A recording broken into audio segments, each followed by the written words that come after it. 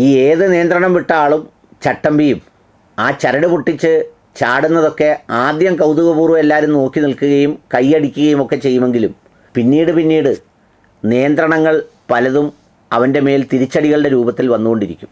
നമ്മുടെ ട്രംപ് മച്ചമ്പി എല്ലാ രാജ്യങ്ങൾക്കും വലിയ തീരുവ ഏർപ്പെടുത്തി എല്ലാവരെയും പാഠം പഠിപ്പിക്കാൻ ഇറങ്ങിയപ്പോൾ അതിൻ്റെ ചുറ്റുപാടുകളിലുള്ള മറ്റു പലരും ഇതുപോലെ തന്നെ പാഠം തിരിച്ചും പഠിപ്പിക്കാൻ തുടങ്ങിയിരിക്കുന്നു.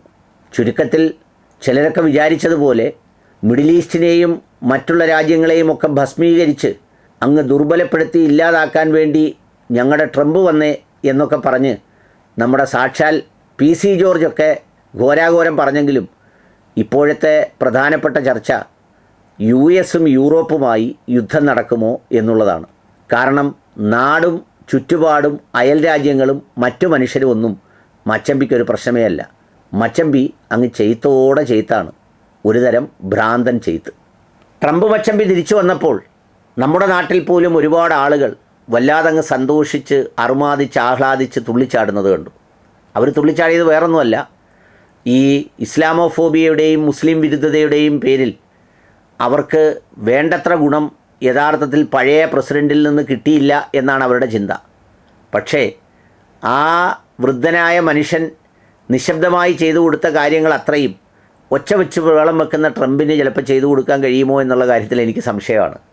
പക്ഷേ ട്രംപ് ഇങ്ങോട്ട് വരുന്ന വരവ് വളരെ സന്തോഷപൂർവ്വമാണ് നമ്മുടെ PC ജോർജ് അടക്കമുള്ളവർ വല്ലാതങ്ങ് ആഘോഷിച്ചത്.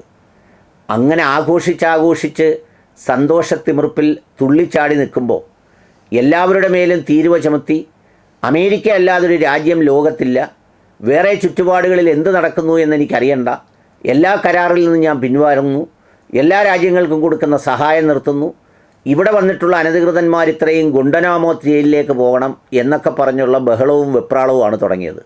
അപ്പോൾ ആളുകൾ യഥാർത്ഥത്തിൽ അയ്യട ഇവൻ എന്താണ് ഈ ചെയ്യുന്നതെന്ന് അത്ഭുതപ്പെടുന്നു.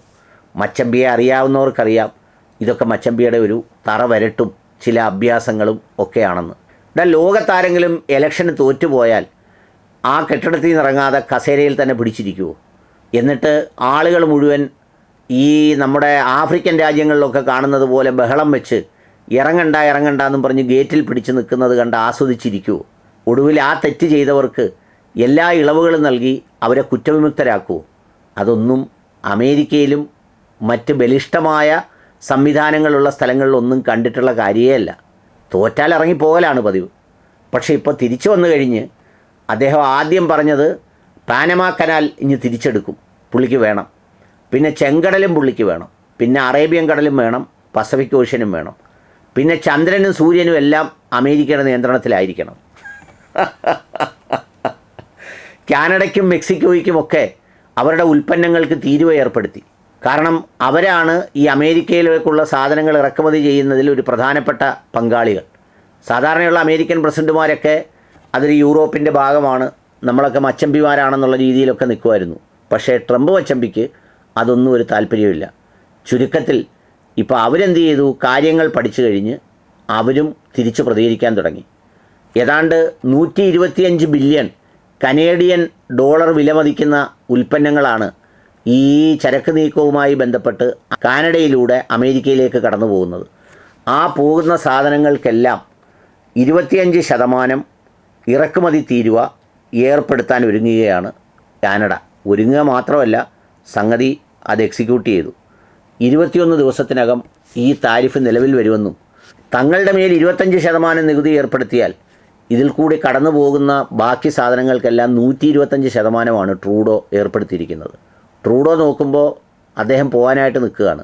മച്ചമ്പി വന്ന ഭ്രാന്താണെങ്കിൽ ട്രൂഡോയ്ക്ക് പോകാൻ പോകുന്നൊരു വികാരം കൂടിയുണ്ട്.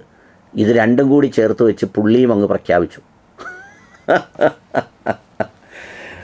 നമ്മുടെ ട്രംപ് മച്ചമ്പി പുകഴ്ത്തുന്നത് മുഴുവൻ മിഡിൽ ഈസ്റ്റിനെയും നമ്മുടെ സൗദിയെയും അതുപോലെയുള്ള രാജ്യങ്ങളെയും മൊത്തമാണ്. ഇപ്പോൾ ആളുകൾ സംശയിക്കുന്നത് അമേരിക്കയും യൂറോപ്പിലെ മറ്റ് രാജ്യങ്ങളുമായി യുദ്ധം നടക്കുമെന്നുള്ളതാണ്.